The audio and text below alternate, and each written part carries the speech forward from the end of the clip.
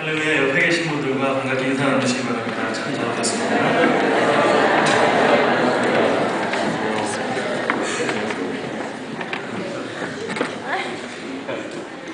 여러분 이 노래 아시죠? 꿈으로 가득 차 설레이는 이 가슴에 사랑을 쓰려거든 연필로 쓰세요. 사랑을 쓰다가 틀리면 어떻게 해야 됩니까? 지우개로 깨끗이 지워야 하니까. 네, 이제는 환갑이 되어버린 가수 전영록 씨가 1983년도 한참 전성기를 구가할 때에 불렀던 사랑은 연필로 쓰세요 라는 노래입니다. 사랑을 처음부터 너무 진한 잉크로 썼다가는 나중에 지우기가 너무 힘이 드니까 사랑은 연필로 써라 라는 그런 메시지를 담고 있는 이 노래가요, 만약에 요즘 시대에 나왔다고 하면 듣는 사람들은 아마도 야 그런 뭐 평범한 얘기를 하느냐 뻔한 얘기를 하느냐 싶었을 거예요. 하지만 당시만 해도 사회의 보수적인 남녀 간의 사랑에 대한 시각이 지금보다는 많이 보수적이었습니다. 그래서 이 노래가 나왔을 때 쉽게 사랑하고 쉽게 이별하는 요즘 세대와는 반응이 많이 달랐다고 해요. 얼마 전 한 칼럼니스트가 이 노래에 대해서 이렇게 얘기했습니다. 경쾌한 분위기의 리듬과 멜로디에 그 당시로는 아주 파격적인 그 가사가 이른바 전영록에 열광하던 70, 80 세대들에게 자유라는 바람을 불어넣었다라고 말이죠. 그런데 지금으로부터 9년 전 한 TV 프로그램에요, 이 경쾌한 노래를 들으면서 아주 우울하게 거울을 바라보던 한 여인이 출연했습니다. 바로 선풍기 아줌마라는 별명을 가진 한 중년의 여성이었어요. 예뻐지고 싶은 욕망 때문에 몇 차례 성형수술을 했지만 거기에 만족하지 못하고 스스로 자신의 얼굴에 파라핀유, 식용 콩기름 같은 것들을 막 주사해 넣는 바람에 그 부작용으로 인해서 얼굴이 그만 선풍기 머리처럼 커져버린 전직 가수 한미옥 씨였습니다. 누가 봐도 징그럽고 흉측하게 변해버린 그녀의 얼굴에 대조해서 그 전에 너무나도 아름다웠던 그 한미옥 씨의 원래 얼굴이 TV에 공개되었을 때 그 충격은요 정말 대단했습니다. 인터넷에도요 그 내용이 올라왔고 그 밑으로는 정말 댓글이 수만 개가 달렸습니다. 제작진의 도움을 받아서 안면을 축소하고 안면을 다시 재건하는 그 수술을 받기로 한 한미옥 씨가 사랑한 연필로 쓰세요라는 음악을 틀어놓고 수년 만에 거울을 꺼내서 거울을 바라보면서 이렇게 얘기했어요. 이 얼굴도 다 지워졌으면 좋겠습니다. 프로그램의 나레이터는요 그 말을 받아서 혹시 그녀의 얼굴이 이미 너무 진한 잉크로 쓰여져 버린 것은 아닐까 라고 말을 해서 그 사연을 지켜보던 시청자들의 마음을 더 안타깝게 했습니다. 오늘 여러분들과 함께 나누려는 이야기는 우리가 잘 아는 히브리서 11장, 바로 믿음장의 말씀인데요, 특별히 그 중에 모세에 관한 이야기입니다. 모세는요 성경을 통해 기독교 역사의 가장 유명한 사람, 가장 위대한 인물을 꼽아봐라 했을 때 명실공히 최상위에 자기의 이름을 올릴 수 있는 그런 인물 가운데 한 명일 것입니다. 그는 당시에 최강국이었던 그 이집트에서 그의 민족을 이끌고 출애굽을 했던 장본인이었고요, 그 유명한 10가지 재앙을 이집트에 쏟아부었던 사람이기도 합니다. 또 세상 사람들도 모두 알고 있는 기적, 홍해를 쫙 갈랐던 그 기적은 누구의 기적이라고 하죠? 모세의 기적이라고 합니다. 그는요 또한 하나님의 계명의 돌판을 직접 받은 사람이기도 하고요, 비록 뒷모습밖에는 안 됐지만 하나님의 모습을 실제로 보기도 했던 사람입니다. 성경도 모세가 이렇게 얘기했는데, 나와 같은 선지자가 올 것인데 너희는 그의 말을 들으라 라고 했던 그 말을 들어서 모세를 오실 메시아의 표상이다 라고 지목하고 있습니다. 또한 예수님께서 영광스러운 모습으로 변화산에서 확 변화하셨을 때 그 변화산에 엘리야와 함께 모습을 쫙 드러냄으로 인해서 전 구약을 대표하는 인물로서의 지위를 탁 확정지어버리기도 했지요. 오늘 본문에만 해도 모세의 행적은요 정말 어마어마합니다. 모세는 일단 부모님부터가 레벨이 달라요. 사내아이가 태어나면 다 죽여버려라 했던 그 바로 왕의 명령에 부모는 그 왕의 명령을 전혀 무서워하지 않았다고 합니다. 모세도요 장성한 다음에 바로의 공주의 아들, 이게 뭘까요? 왕자잖아요. 그 왕자의 자리보다 하나님의 백성과 함께 고난받는 것을 더 좋아해서 애굽의 모든 보화보다 그리스도와 함께 고난받는 것을 더 귀중하게 여겨서 결국 애굽을 박차고 나갔다고 합니다. 여러분, 당시의 이집트가 요즘 우리가 알고 있는 그런 이집트가 아니잖아요. 이집트의 왕 파라오는요, 그야말로 당대에 전 세계 패권을 쥐고 있던 그런 사람이었습니다. 그런데 그 파라오의 무시무시한 힘에 전혀 주눅들지 않았어요. 그리고 그냥 애국을 떠나버렸다고 합니다. 대단하죠? 그런데 여러분, 이게 다 사실입니까? 히브리서 11장의 내용을 구약 성경과 비교를 해보면요, 이건 다 거짓말입니다. 모세의 부모가 갓 태어난 모세를 숨겨주기는 했어요. 하지만 왕의 명령을 정말 두려워하지 않았습니까? 두려워하지 않았으면 계속 숨겼어야죠. 겨우 석 달 숨기다가 애기 우는 소리가 막 커지니까 물에 띄워서 바구니에 넣어서 물에 흘려 보냈습니다. 무슨 말이죠? 왕의 명령이 무서웠다는 얘기입니다. 왜? 죽을까 봐요. 그럼 부모님은 그렇다 치고 모세는 정말 대단했습니까? 진짜 모세가 하나님의 백성들과 고난받는 것을 더 귀중한 것으로 여겨서 애국을 떠났나요? 출애굽기 1장 11절부터 제가 조금 읽어드릴게요. 어떤 애국 사람이 한 히브리 사람 곧 자기 형제를 치는 것을 본지라 좌우를 살펴 사람이 없음을 보고 그 애국 사람을 쳐 죽여 모래 속에 감추니라. 이튿날 다시 나가니 두 히브리 사람이 서로 싸우는지라. 그 잘못한 사람에게 이르되 네가 어찌하여 동포를 치느냐 하매 그가 이르되 누가 너를 우리를 다스리는 자와 재판관으로 삼았느냐? 네가 애국 사람을 죽인 것처럼 나도 죽이려느냐? 모세가 두려워하여 이르되 이 일이 팔로 되었도다. 모세가 이 일을 듣고 바로가 이 일을 듣고 모세를 죽이고자 하여 찾는지라. 모세가 바로의 낯을 피하여 미디안 땅에 머물며 바로는 우물 곁에 앉았더라. 모세는요, 사람을 쳐 죽이고 들켜서 죽을까봐 도망간 것입니다.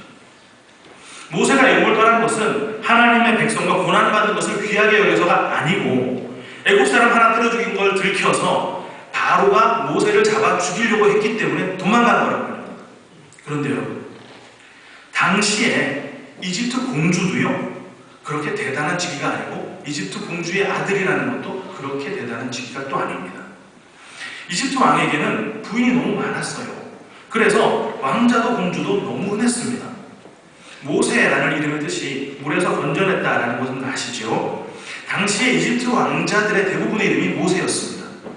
자신의 아들을 이집트의 왕으로 세우고 싶었던 그 이집트의 모든 공주들이 자기가 낳은 그 아들이 나일강을 수호하는 이집트의 수호신 오시리스의 오시리스가 직접 낳은 아이다 라는 명분을 주기 위해서 자기 아이들의 이름, 왕자들의 이름을 대부분 모세라고 지었어요. 그러다가 그 사람이 정말 왕이 되면 그 앞에 그 왕만의 특별한 이름을 붙여서 투트모세, 아흐모세처럼 우리가 잘 알고 있는 그 이집트의 왕이 되는 것이죠. 그리고 또 그 왕자라는 직위가 얼마나 보잘것없었는지도 제가 방금 읽어드린 그 내용에 잘 나옵니다. 생각해보세요. 이집트 왕자가 이집트 사람 한 명을 때려 죽였습니다. 그 사람은요, 히브리 노예 국민과 싸우고 있던 이집트 사람이었어요. 그럼 생각해보세요, 여러분. 애국 사람이 히브리 사람과 싸우고 있다면 그 사람이 귀족이었을까요? 아닙니다. 그냥 평민이었을 거예요. 그런 평민을 왕자가 죽였다고 이집트 왕 파라오가 왕자를 잡아 죽이려고 그랬답니다. 심지어 같은 동포인 히브리 사람들조차도 그 왕자인 모세를 대할 때 경외심이나 존경심 같은 거는 찾아볼 수가 없습니다. 야, 누가 너더러 우리 재판에 달랬어? 너 어제 애국 사람 때려 죽인 놈 그 사람 아냐? 어디 나도 한번 죽여봐라. 이런 식으로 나섰습니다. 그런데 왜 성경은 히브리서 11장에 와서 이렇게까지 모세를 극찬하고 있는 것일까요? 성경은 우리가 아시는 것처럼 모두가 하나님의 감동으로 성령의 뜻으로 기록된 것을 우리가 알고 있습니다. 그런데 마치 신약과 구약의 저자가 다르기라도 한 것처럼 왜 이렇게까지 구약은 신약과 다른 얘기를 하고 있는 것일까요? 그것을 알아보기 위해서 모세의 인생을 한번 차근차근 짚어보겠습니다. 애굽에서 도망쳐 나온 당시에 모세는요, 40살이었습니다.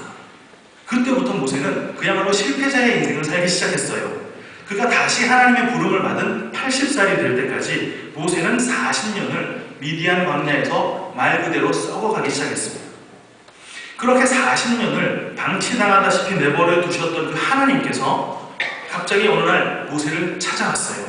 그리고는 모세야, 애굽으로 가서 내 백성을 모두 이끌고 나와라 라는 명령을 하셨습니다. 모세가 뭐라 그랬을까요? 아이고 하나님, 왜 이제 오셨어요? 자, 어서 가십시다. 내가 애굽 왕자로 있는 것보다 하나님의 백성과 함께 고난받는 것이 더 귀중하다는 것을 40년 동안 절실히 깨달았습니다. 그랬습니까? 아니지요. 출애굽기 3장 11절을 보면요, 모세가 하나님께 아뢰되 내가 누구이기에 바로에게 가며 이스라엘 자손을 애굽에서 인도하여 내리이까? 그랬더니 하나님께서요, 내가 반드시 너와 함께 갈 거야. 걱정하지 마. 여러분, 그때 어떤 일이 있었냐면요, 떨기나무에 불이 붙어 있었는데 나무는 불에 타지 않고 있는 아주 신기한 장면이 그림으로 나와 있었습니다. 그럼 모세가 그것을 보면, 이야, 정말 대단한 하나님이시구나. 네, 그럼 제가 이제 하나님을 믿고 애굽으로 들어가서 백성들을 이끌고 나오겠습니다 했어야 했는데 계속 못 믿고요, 딴청을 피웁니다.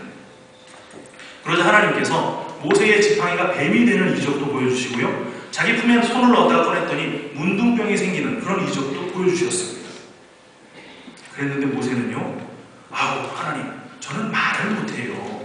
저는 입이 뻣뻣하고 혀가 너무 둔해요 라고 말했어요. 하나님이 뭐라고 하십니까? 야, 입을 만든 게 나야. 내가 네가 할 말을 네 입에 다 넣어줄 거야. 걱정하지 마.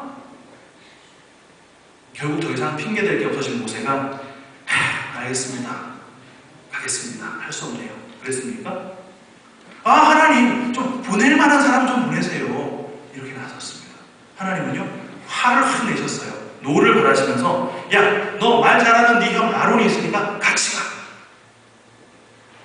40년 전에는요, 모세가 그래도 의협심이 있어서 사람 하나 때려 죽일 정도의 패기는 있었는데 40년 썩어나가는 동안에 모세는요, 그 패기조차 다 사라져 버렸습니다.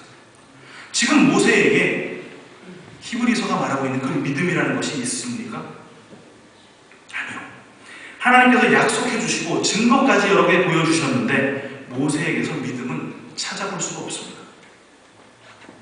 그런데 그렇게 등 떠밀리다시피 해서 애굽으로 들어갔던 그 믿음 없는 모세가요, 히브리 백성들을 이끌고 나와서 홍해 앞에 섰을 때 갑자기 엄청난 믿음의 선언을 하게 되죠. 뭐라고 합니까? 출애굽기 14장 13절인데요. 너희는 두려워하지 말고 가만히 서서 여호와께서 오늘 너희를 위하여 행하시는 구원을 보라. 너희가 오늘 본 애굽 사람을 영원히 다시 보지 아니하리라. 여러분, 갑자기 모세가 그 믿음이 어디서 났을까요? 원래 모세는 믿음이 없었지 않습니까?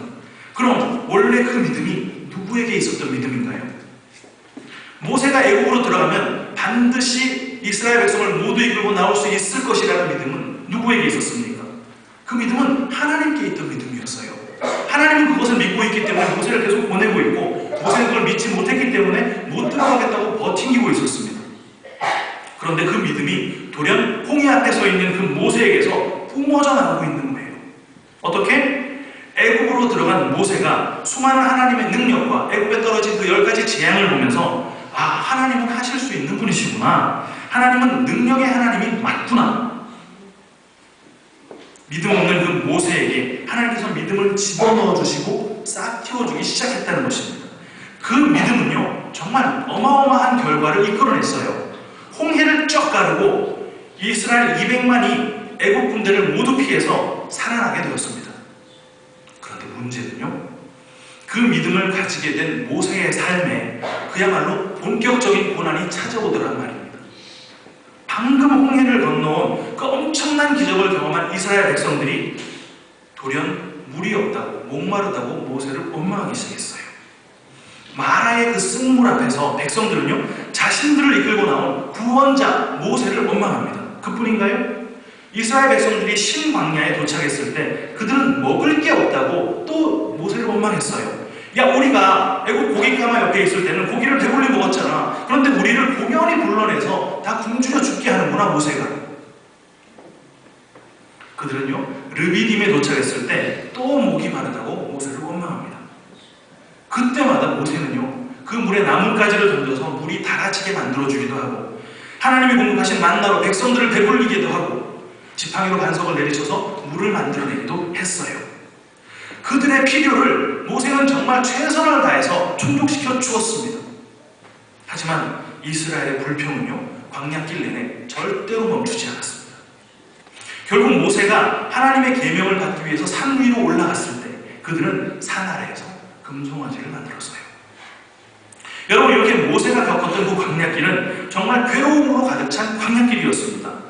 이스라엘 백성들이 배가 고프고 목이 마를 때 모세는 다른 주머니를 차고 있다가 혼자 몰래 물도 마시고 고기도 먹고 했던가요? 그렇지 않습니다. 함께 굶주리고 함께 목말랐던 그런 모세였어요. 그런데도 백성들은 광야길 내내 모세만 원망합니다. 게다가 형 아론과 누나 미리암조차도요, 모세가 구스 여인을 취했던 사건을 들어서 모세의 도덕성에 딴지를 걸기 시작했어요. 심지어 고라 같은 자들은 모세의 직분, 하나님께서 내려주신 그 권위의 정면으로 도전하기도 했습니다. 모세는 그들을 위해서 하나님의 진노가 그들에게 임하려고 할 때마다 하나님, 차라리 내 이름을 생명책에서 지우시고 이들을 보존해 주십시오 라고 구했는데, 그렇게 그들을 사랑해 주었는데 그들에게서 돌아온 것은 늘 불평과 불만과 배신밖에는 없었다는 것이죠. 광야길 내내 이스라엘 백성들은 전혀 변화받지 못했습니다. 점점 더 패약한 모습만 보여주었지요. 그런데 그러한 광야길 가운데 눈에 띄게 변화를 겪은 한 사람이 있지요. 그가 바로 모세입니다. 그 광야길 40년을 걸어가면서 백성들의 불평과 불만을 다 받아내는 가운데, 친지와 지인들의 배반을 겪어내는 가운데 하나님께서 모세 안에 깊게 심어주었던 그 믿음, 그것이 점점 모세 밖으로 표출되기 시작하는 거예요. 사람을 때려 죽인 그 성질, 40년 동안 미디안에 있으면서 마치 고쳐진 것 같았지만 하나님이 주신 계명의 돌판을 집어던지는 그 성질 고약한 모세를, 그래도 성질을 못 죽이고 지팡이로 반석을 2번이나 때리는 바람에 가나안에 들어갈 기회까지 놓쳐버린 그 성급한 모세를 그 패역한 이스라엘이라는 망치로 때리시고 고라라는 정으로 때리셔서 결국 모세라는 질그릇을 산산조각 내시고 질그릇 속에 감추어져 있던 진짜 고백, 하나님의 믿음을 발산하게 만들어내시더라는 것입니다. 그 가운데 모세는요, 조금씩 하나님이 가라 하면 가고 서라 하면 서는 진짜 하나님의 종으로 바뀌어져 갑니다. 더 이상 자기 자신의 뜻을 하나님의 계획에다가 들이미는 그런 짓을 하지 않기 시작했어요. 하나님이 선포해! 그러면 그 내용이 무엇이건 간에 담대하게 선포하고, 하나님이 죽여라! 그러면 그들이 이웃이건 친지이건 간에 하나님의 뜻에 따라 칼을 들고 치는 순종의 종이 되어갑니다. 심지어 하나님께서 모세야, 너는 가나안에 들어가지 못할 거야. 그냥 가나안을 구경만 하고 그 앞에서 죽어라 라고 하셨을 때도, 아니 지금 하나님 토사구팽 하시는 겁니까? 내가 지금까지 하나님께 쏟아부었던 그 충성 다 잊어버리셨어요? 하나님의 사랑이 고작 이런 것입니까? 이런 군말을 달지 않았습니다. 여러분, 모세가 나이가 많아서 기력이 다 빠져서 늙어 죽은 게 아니잖아요. 여전히 눈이 흐리지 않고 기력이 쇠하지 않았다고 신명기 34장에 기록되어 있습니다. 그런데 모세가 여기서 죽어라 하나님께서 명령하시니까 신명기 24장 5절, 이에 여호와의 종 모세가 여호와의 말씀대로 모압 땅에서 죽으라는 곳에서 그냥 죽어버린 것입니다. 근데 그 비겁하고 힘없고 보잘것없는 모세의 인생을 누가 보아도 좋게 봐줄 수 없는, 그 지울래야 지울 수 없는 인생, 비겁자의 인생, 살인자의 인생, 도망자의 낙인을 하나님께서 친히 지우개를 들고 달려오셔서 흔적도 없이 모조리 지워내시고, 이집트 왕자의 자리보다 내 백성과 함께 고난받는 것을 더 가치 있게 여긴 사람이야. 모세는 애굽의 모든 모아보다 그리스도를 위해 고난받는 것을 더 귀하게 여긴 사람이야. 모세는 왕의 명령도 두려워하지 않고 내 명령을 다 수행해낸 믿음의 나의 종이야 라고 선언해 주시는 것입니다. 그것을 구원이라고 하죠. 여러분, 우리는요 모두 구원을 받은 사람들입니다. 그런데 여러분, 어떻게 구원받으셨습니까? 어떻게 주님 앞으로 나와서 주님 만나셨지요? 모태신앙이라서? 그냥 부모님이 소개해준 그 예수님을 지금까지 믿고 계십니까? 여러분, 도대체 어떻게 예수님을 만나 구원 얻으셨어요? 인생의 모든 일들이 잘 되고 마음먹은 대로 척척 일들이 진행되고 돈도 명예도 건강도 모두 내가 원하는 대로 내 계획대로 다 우리에게 주어졌을 때 인격적으로 주님 만난 분 계십니까? 아니요. 우리는 오히려 그럴 때 주님을 멀리 떠나갑니다. 우리는요 원래 그런 존재예요. 그런데 그런 패역한 우리를 택했다는 이유 하나만으로 우리 안에 믿음을 심어넣어 주셨어요. 그리고 그 믿음을 근거로 우리를 땡기기 시작하십니다. 하나님께서 하나님의 방향으로 우리를 끌고 가기 시작하시는 거예요. 그래서 끌려가다 보니까 우리가 하나님보다 더 좋아했던 돈이 떨어져 나가고, 나도 모르게 하나님보다 더 의지했던 명예가 떨어져 나가고, 나도 모르게 하나님보다 더 의지했던 건강이 떨어져 나가고, 실패하고 뒤처지고 버림받고 배신당해서 다 털려서 돌아온 탕자처럼 주님께 그렇게 나온 거 아닙니까? 그때 마귀가 우리를 보면 뭐라고 할까요? 세상 사람들은 또 우리를 보면서 뭐라고 손가락질할까요? 하나님, 제 지금 하나님 앞에 나온 거 보이시죠? 그거 사업망에서 나온 거예요. 자기 분야에서 어떻게 한번 잘해보려고 최선을 다해 노력했는데 안 되니까 뒤늦게 하나님 앞으로 나온 거예요. 사랑하는 사람한테 배신당하고 가족한테 버림받고 겨우겨우 하나님 앞에 나온 아주 비겁한 놈이에요. 건강 다 잃어서 하나님께 나온 정말 염치 없는 사람이에요. 그런데 하나님께서 그 망가질 대로 망가진 우리의 인생에 잉크 정도가 아니라 문신처럼 달라붙어 있는 우리의 그 실패와 부끄러움을 예수 그리스도라는 지우개를 가지고 오셔서 박박 문질러 다 지워내시고, 아니야, 얘는 지금 건강보다 나를 더 좋아해서, 돈보다 나를 더 좋아해서 나에게 돌아온 내 자녀야. 사랑 잃고 건강 잃고 명예 잃어서 겨우 돌아왔다고? 젊은 다 허비하고 늙음하게 겨우 돌아왔다고? 그런 소리 하지 마. 얘는 나에게 돌아오려고 사랑도 명예도 다 손놓고 나에게 달려온 내 사랑하는 백성이야. 실패해서 돌아왔다고? 나에게 돌아온 그것이 성공이야. 이는 성공한 나의 백성이야. 우리 인생을 그렇게 새로 써주시는 것입니다. 어디? 생명책이야. 여러분, 히브리서 11장에 나오는 그 믿음이라는 단어가요, 모두 주어로, 주격으로 써있는 거 아십니까?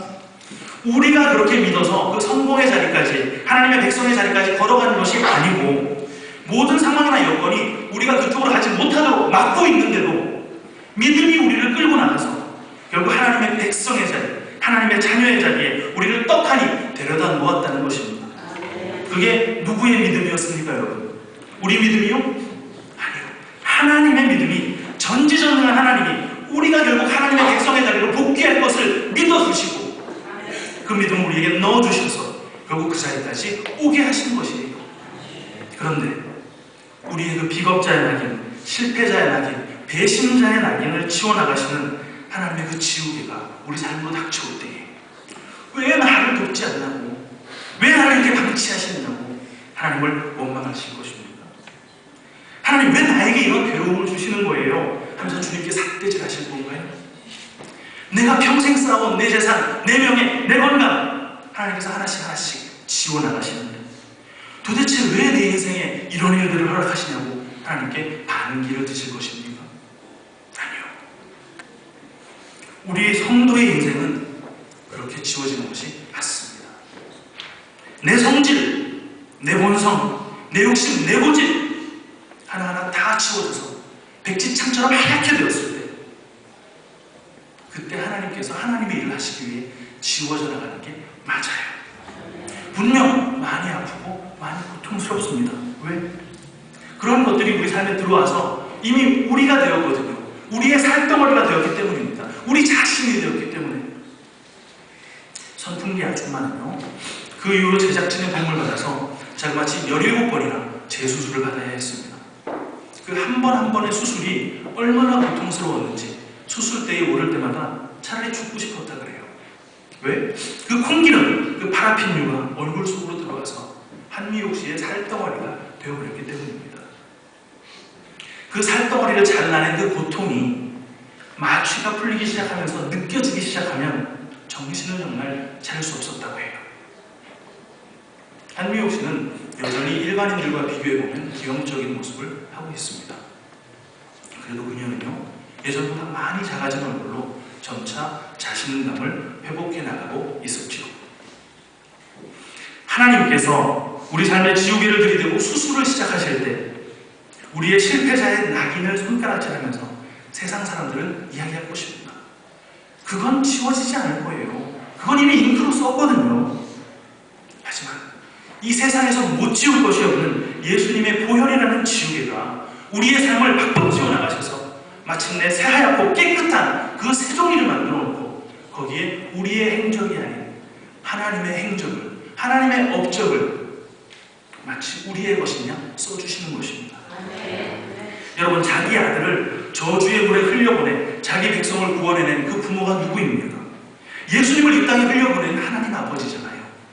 왕자의 자리보다 자기 백성과 함께 고난당하는 것이 더 좋아서 광야로 나간 것이 누구입니까? 하늘 보좌를 버리고 이 땅으로 내려온 예수님 아닙니까? 그 하나님의 행적, 그 의로운 행적과 업적을 마치 모세의 업적인 것처럼, 마치 우리의 업적인 것처럼 우리의 삶에다가 덮어씌워 주신다는 것입니다. 이 이야기가요, 정확하게 스가랴서 3장에 기록되어 있습니다. 대제사장 여호수아가 너무 더러운 옷을 입고 하나님 앞에 서 있습니다. 사탄이 그때 대제사장 여호수아를 송사하죠. 왜? 대제사장이라는 자가 더러운 옷을 입고 서 있다고 하나님 앞에 그를 송사합니다. 그때 여호와께서 뭐라고 하시나요? 스가랴서 3장 2절, 사탄아, 여호와께서 너를 책망하노라. 예루살렘을 택한 여호와께서 너를 책망하노라. 이는 불에서 꺼낸 그슬린 나무가 아니냐. 왜 여호수아가, 왜 대제사장 여호수아가 그 더러운 옷을 입고 있는 줄 알아? 내가 그를 지금 방금 불에서 끄집어냈기 때문이야. 그래서 그의 몸에 그름이 묻어 있는 거야. 그리고는 뭐라고 하십니까? 4절에 여호와께서 자기 앞에 선 자들에게 명령하사 그 더러운 옷을 벗기라 하시고, 또 여호수아에게 이르시되 내가 네 죄악을 제거하여 버렸으니 네게 아름다운 옷을 입히기라 하시고, 내가 말하되 정결한 관을 그의 머리에 씌우소서 하며 곧 정결한 관을 그 머리에 씌우며 옷을 입히고 여호와의 천사는 그 곁에 섰더라. 하나님이 우리를 불로 태워 연단하신다고 합니다. 왜? 지워나가시려고. 이미 그 지움의 과정을 다 지나오신 분들도 계시지요. 어떻습니까? 그때는 너무너무 뜨겁고 시간 그렇구나, 저절로 고백이 나오지 않습니까? 지금도 지움의 과정 중에 있는 분들도 계시지요. 힘들지요. 힘듭니다.